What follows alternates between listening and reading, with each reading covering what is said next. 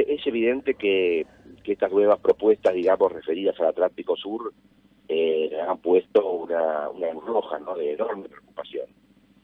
También es cierto que está, a mi criterio, ¿no?, está inscrito de un proceso de desnacionalización de nuestros recursos, de nuestra soberanía, que no solamente hacen pie en este inicio del gobierno de Milei, sino que ya tenemos que recordar que inclusive a partir del gobierno de Menem, con las grandes desregulaciones que se hicieron en el sector marítimo y portuario, fueron tal vez el sector más dañado, ¿no?, de la economía argentina, y sin lugar a dudas los resultados no han sido buenos.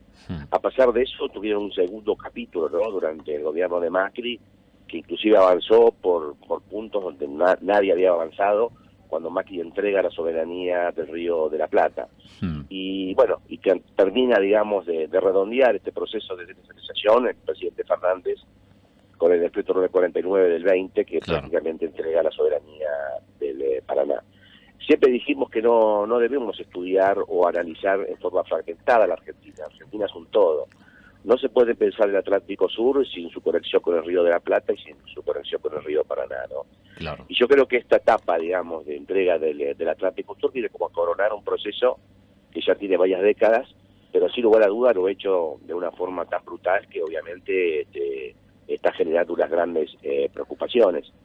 Y bueno, fundamentalmente con un criterio político, ¿no?, que es un criterio lo que a mí más me preocupa, es decir, la consideración o la significación de los recursos naturales como un instrumento financiero, ¿no? Es decir, no identificar a un recurso como una fuente de trabajo y producción y de soberanía nacional, sino como un elemento simplemente financiero para hacer algún tipo de transacción o apalancar algún tipo de operación financiera.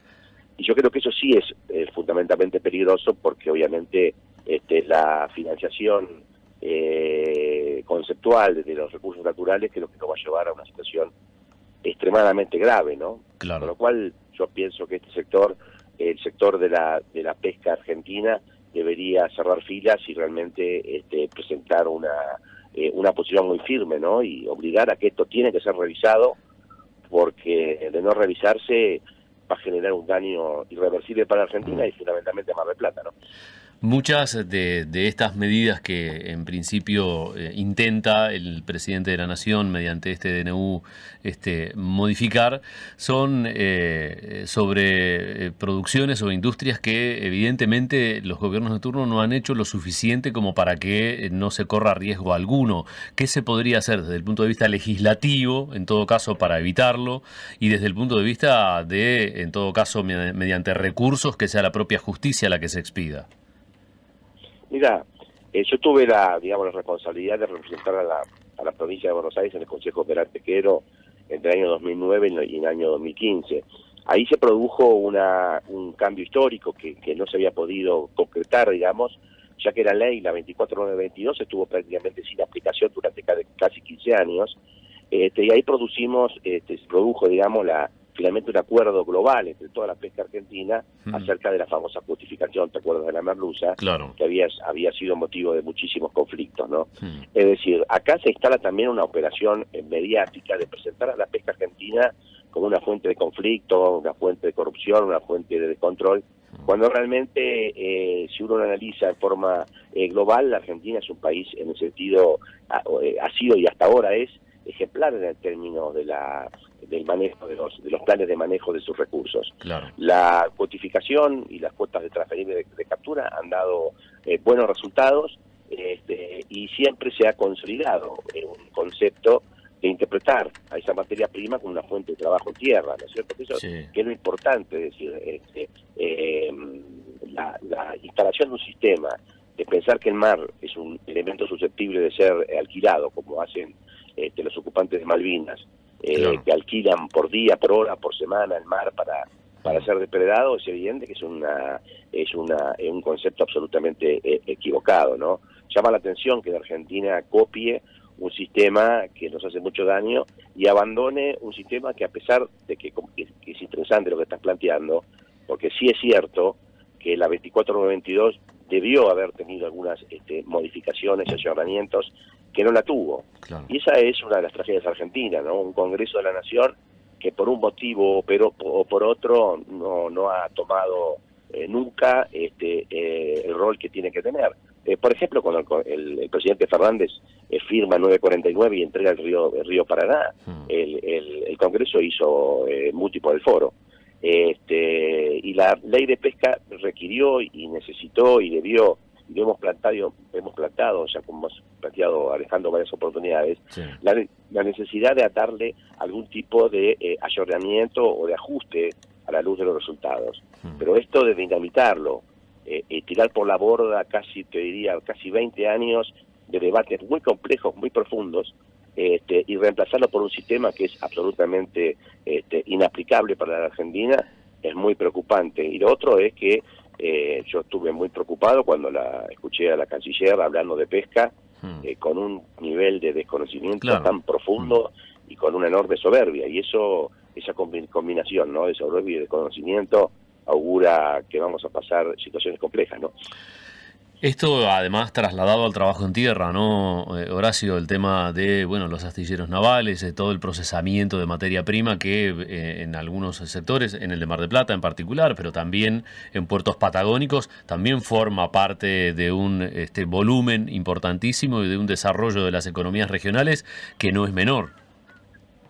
Mirá, acá hay un tema de una confusión porque, digamos, evidentemente en una administración de un país podrá haber visiones más individualistas de la libertad individual, ¿no es cierto?, de la propiedad privada y de la consolidación o, fortalecer el ejercicio de la propiedad privada, que eso es lógico. Hay otras visiones más o distintas acerca de la propiedad privada con alguna visión distinta, pero acá la realidad es que acá se está interpretando el recurso pesquero como si fuese propiedad del que lo pesca, cuando eso es un error garrafal, porque el recurso pesquero es propiedad inextinguible de la soberanía del Estado, de la nación argentina. Claro. O sea que los que lo pescan simplemente son tenedores temporarios de una concesión de pesca.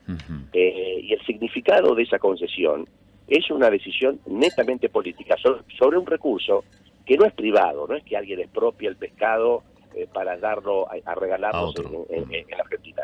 El pescado, los pescados, digamos, los peces y los recursos son propiedad del Estado Nacional.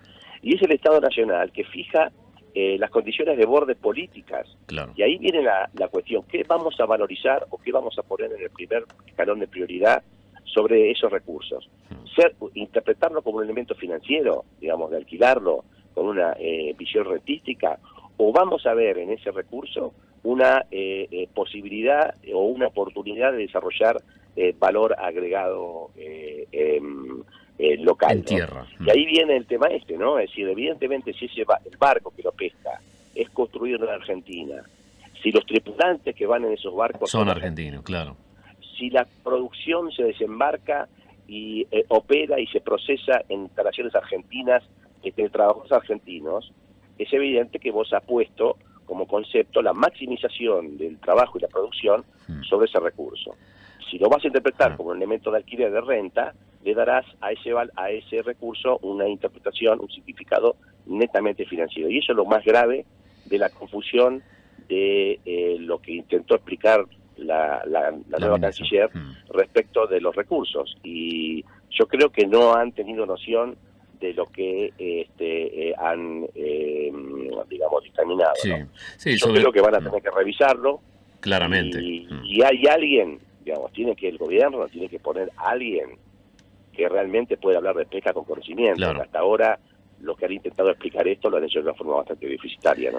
Sí, en principio, Horacio, porque evidentemente las políticas de Estado respecto de la industria pesquera o de la pesquería en general no han sido lo suficientemente sólidas porque se ha ido como perdiendo con el correr de los años, con el correr de las décadas respecto de el desarrollo y el volumen de producción, porque eso lo vimos nosotros inclusive aquí en Mar del Plata con una enorme cantidad de personas que progresivamente fueron quedando vinculados a ese sector, a veces fuera del sistema, pero por otro lado también porque está claro que si ese recurso existe, hay un Estado que debe velar precisamente por trabajar y por preservar ese recurso para que de alguna manera el equilibrio en el ecosistema siempre cierre.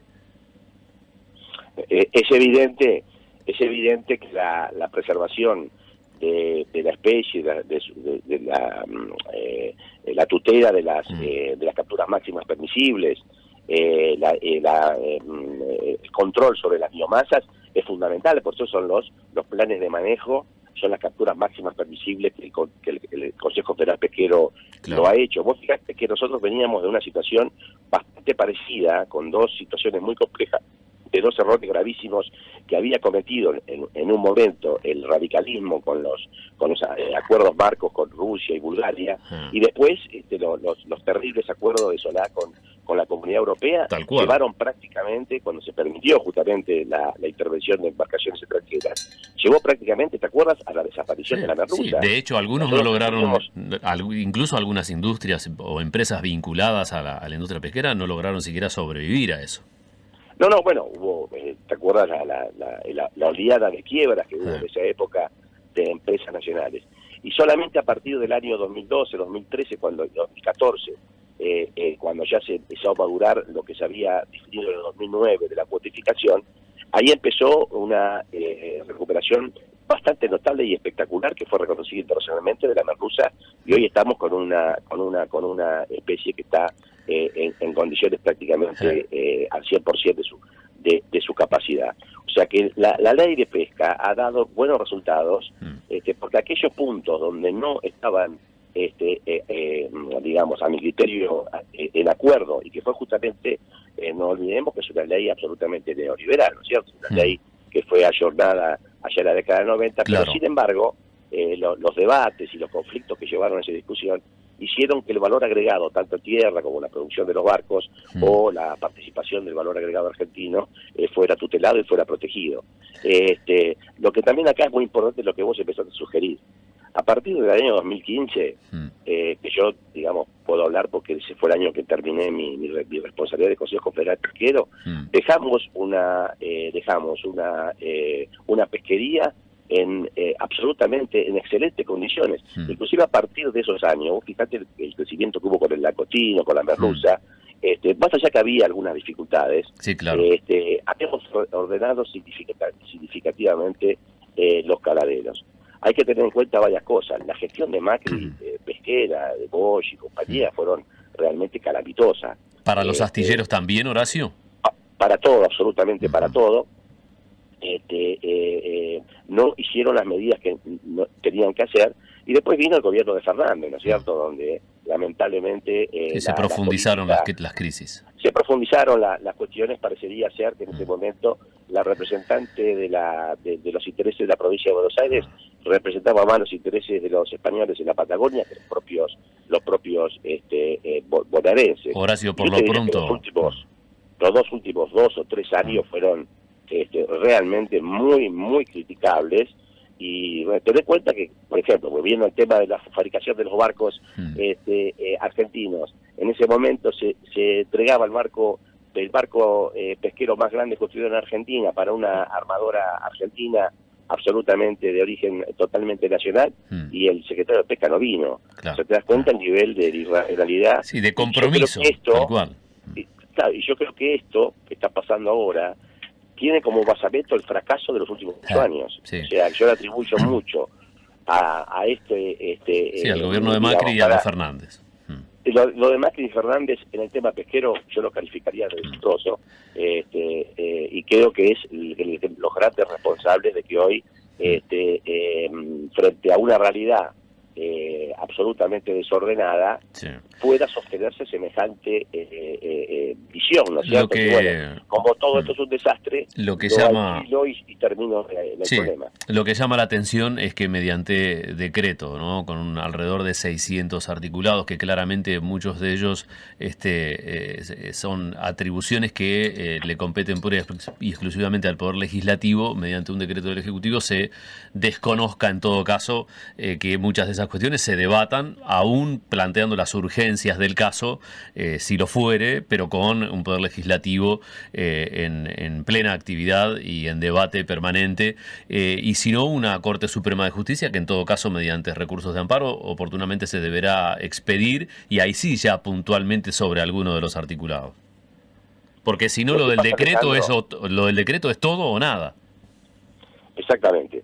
Lo que pasa, Alejandro, que cuando se empieza a judicializar la pesca y cuando las políticas pesqueras empiezan a ser, es decir, es tan complejo el equilibrio Claro.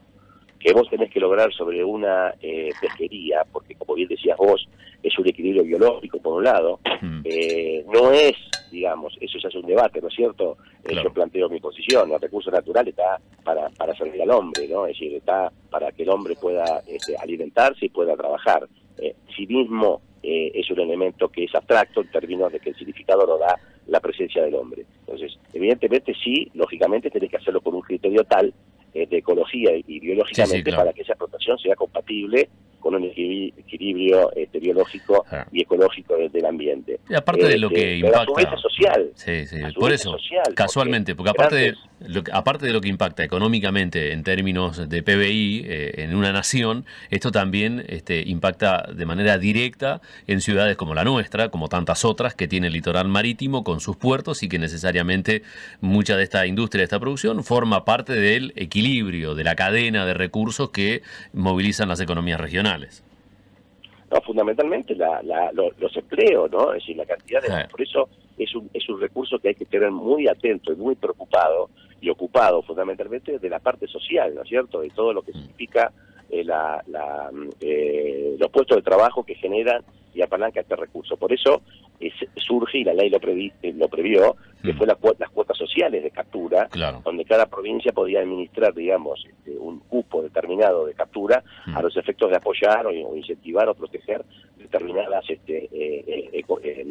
economías regionales, ¿no?